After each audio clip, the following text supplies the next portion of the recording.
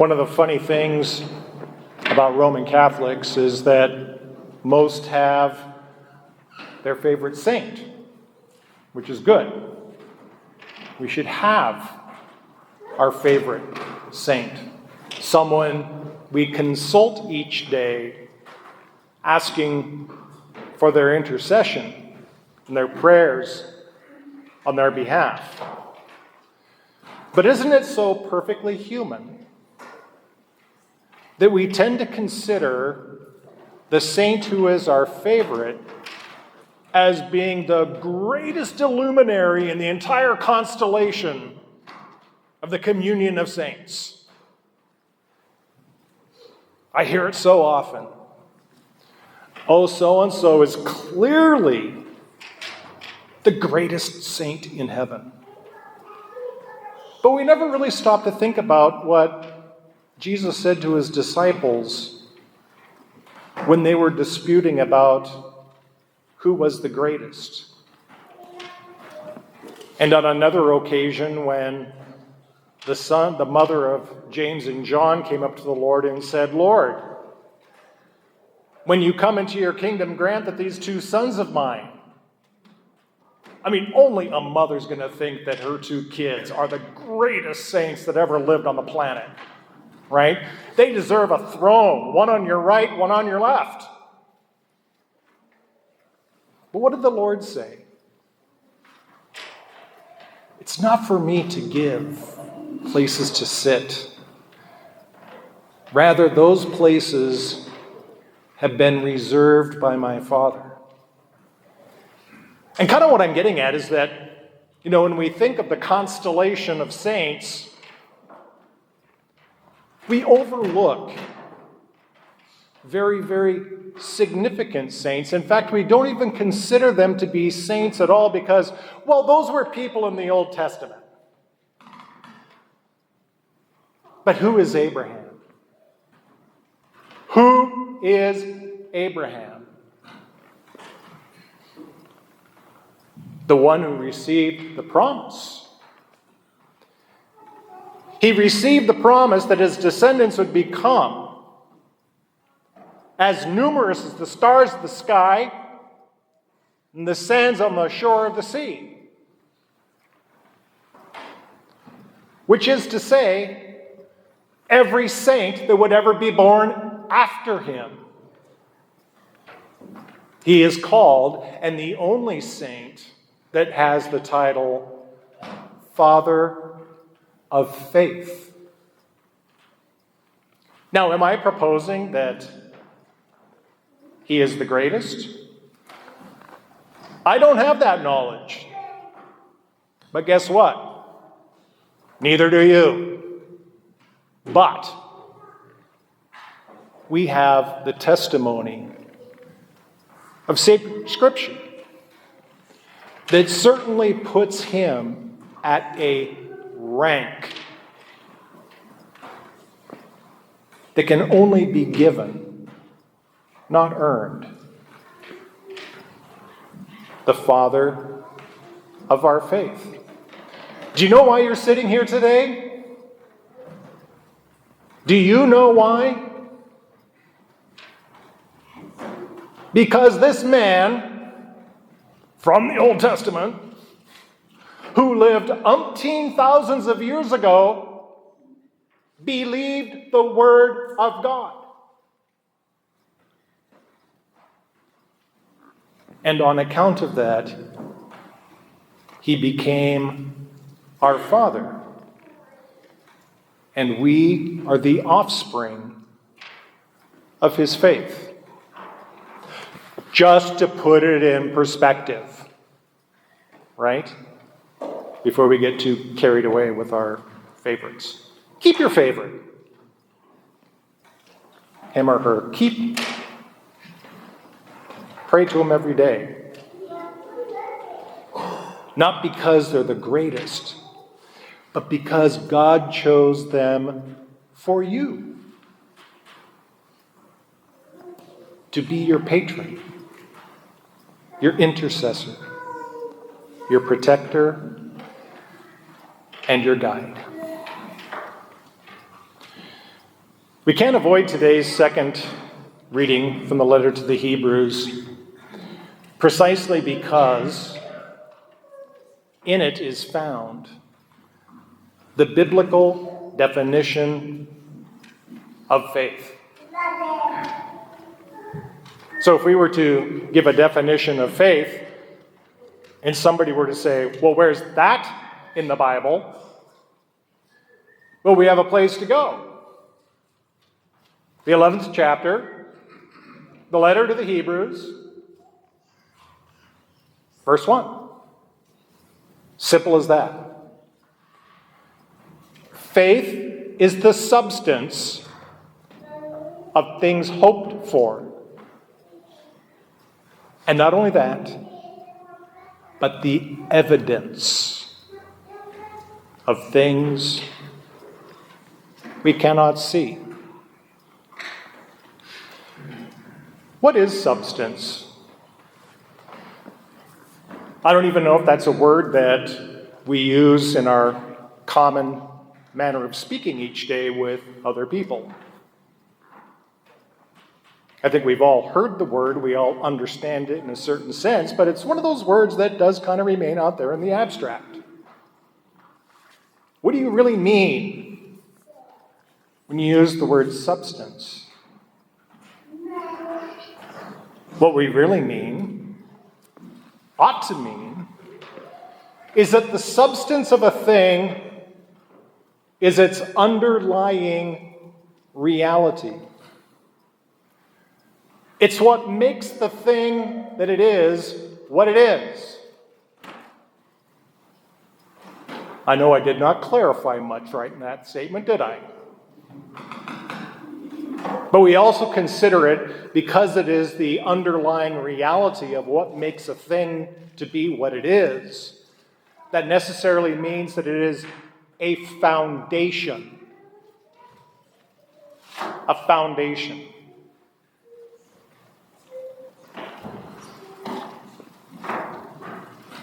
And so when we're told that faith is the substance of things hoped for, then it begs the question, well, what is it that we hope for?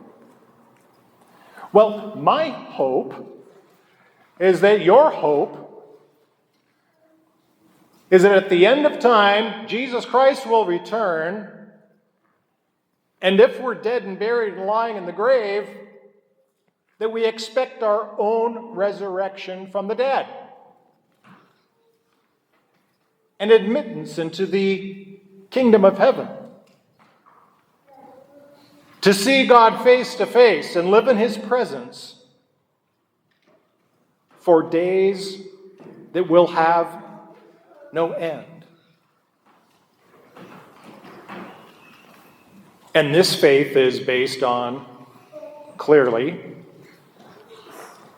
Jesus' own resurrection from the dead. That is the hope upon which our faith is built. That's what brings us back to the substance. But since I probably didn't clarify that a whole lot, let's look at the illustration that Jesus Christ uses. Whoever listens to my words and puts them into practice, Abraham. Whoever listens to my words and puts them into practice is like a person who builds their house on rock. So there's the foundation. There's the underlying principle that gives substance to our faith.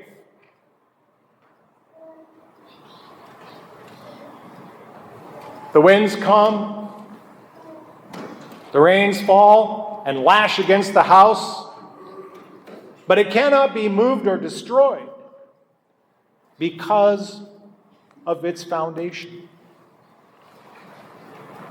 Look at all the foundations that people build their homes on. Now, I've mentioned many times before, so we don't need to rehearse this, too deeply, but faith, if we want to look at it under another aspect, is simply a way of knowing. And it's a way of knowing that is superior to other ways of knowing, precisely because the content of our faith and what it is we know is based on divine revelation. Not human reasoning or ingenuity. And so we can talk about different kinds of knowledge, can't we? We kind of busy ourselves with the way in which, the world functions and operates. We can talk about political activity as a way of knowing. And it is. How do people organize themselves? Right? Create authority structures. Do something to foster unity and communion between citizens of any particular place. There's economic reasoning. There are people who have very keen knowledge of how money works. There, of course, also is scientific reasoning. But faith is superior to all these other ways of knowing and reasoning precisely because of this. Politics is constantly changing. In our country, that would be every 4 years. Economics is always changing. Science is always being corrected, refined, and developed. How many headlines have you seen where scientists will say, "What we discovered is not what we expected"? Really? I could have told you that before you started. But I'm just the schmuck Catholic priest in Polson, Montana, so who's going to listen to me? The point being is that all of these other ways of knowing are shifting sands. And we know it. But people, they still insist on building their house on that. But I know I'm preaching to the choir because the reason why you're here is because you want to be here. Because you do have faith. And you do have hope. And you are striving to build your house on that firm, unmovable foundation of faith. To be like Abraham, who heard what God had to say and believed it. And he didn't simply believe, he acted. He acted. And so we have to look at Abraham really briefly, as he is described to us in the letter to the Hebrews. We're told that by faith, he left the region of Ur of the Chaldeans. Why? Because God told him to. He said, "I want you to go to the land of Canaan. And one day, I'm going to give this land to all your descendants as an inheritance." He didn't give it to Abraham, but he gave it to his descendants. But as we were told, on account of his faith, he lived there nonetheless in anticipation of the promise, dwelling in a tent, moving around from place to place. When he was past the age of generating children and his wife was clearly sterile on account of her age, God told them that they would bear a son. And through this son, their descendants would become numerous as the stars of the sky, sands on the shore of the sea. And while they got a great chuckle out of it, there's nothing wrong with getting a chuckle out of it. I mean, put yourself in their shoes. I mean, you would snicker. But they nonetheless believed. Did you know that Isaac's name means laughter? He was called Isaac because Abraham and Sarah chuckled when God made the promise. But that laughter of incredulity was transformed into the laughter of joy when he was born and God fulfilled the promise that he had made. But what is most startling about the story of Abraham is God asking him to prove his love by offering his son as a sacrifice. And without hesitation and without flinching, Abraham obeyed. But we need to dip back into the book of Genesis to that narrative because there is a detail that is worth landing on. Remember, details sometimes are everything. Because we would look at the narrative of Abraham and think, my goodness, why would God ask such a thing? Well, see, then you're losing your focus. It's not what God is asking. It's whom he's asking. You ever stop and look at the story from that perspective? I mean, we're so many people get horrified by the proposal. But they forget who it is that God is asking to do something so extraordinary. So anyhow, we go back in the book of Genesis and, Abraham immediately, informs his son. They're going on a journey. They pack up their stuff. Abraham brings along some servants, and they start traveling to the hills of Moriah, which is where we now find present-day Jerusalem, by the way. Anyway, we're told on the third day, they arrived at the place. And Abraham turned to his servants, and he said, "Wait here while Isaac and I go and worship God." That's not the end of the sentence, because this is the detail.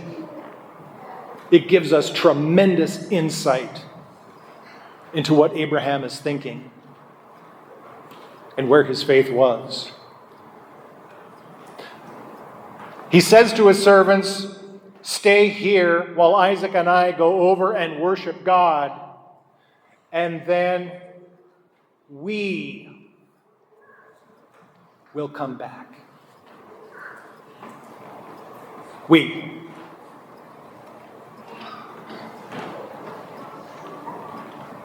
Abraham already knew. But we're given further insight in that part of his willingness to sacrifice his son was that he reasoned. There's faith and reason, right? Faith and reason. He reasoned and came to the conclusion that the God who gave him Isaac, born of two people, beyond childbearing and child generating, as the scriptures say, as good as dead, nonetheless brought forth life. And if this God can bring forth life from two people as good as dead with regard to childbearing, how much more can he raise from the dead someone who already has lived? and reasoning, he came to the conclusion, and he believed, and he acted. Absolutely extraordinary.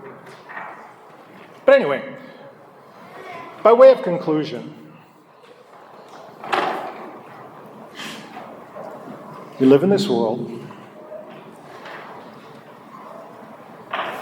The disorientation is obvious. The confusion is apparent.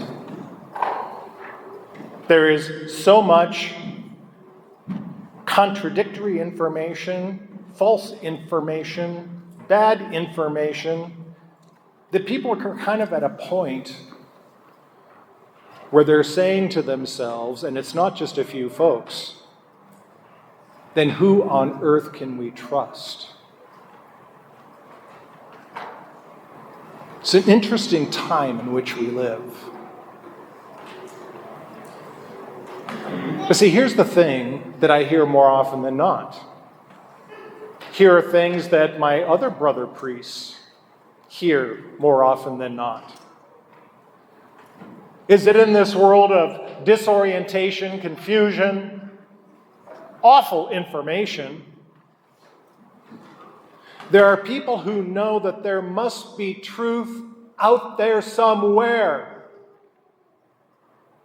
And they reason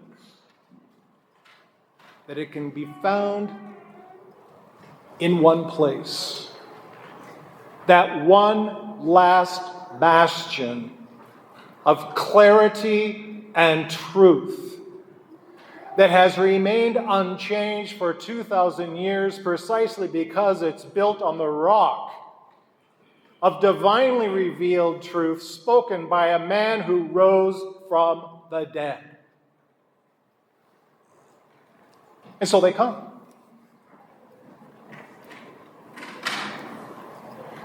We need to get over an awful lot of fear. Because, see, in the midst of all this chaos, there's this very real human fear of like being rejected or disrespected or not liked or blah, blah, blah. And so they don't share their faith with anyone. And they hide it under a bushel basket. And I'm standing up here to tell you that's not entirely a realistic fear. If it's a fear that ever materializes in an individual, well then so be it. So what? Because at the end of the day, there's an awful lot of people out there who are searching, who are longing, who are thirsting, who are hungry.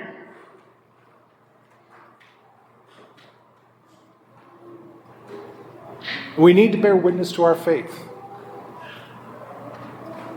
To give that light of hope to people who have none. Because they built their houses on sand and they're collapsing. And they're collapsing. I'm not saying you have to be like super duper bold and courageous and like, in your face. But there certainly are those very subtle and not so subtle and persistent ways in which we can give testimony that our house is built on rock. And there's going to be something about the texture of our faith, our hope, our love for one another that is going to give witness, that is going to give evidence that our house is built on rock. It's a big call, I know it. But don't blow it. We've been given a gift. Share that gift in a world where people are looking for a little sanity.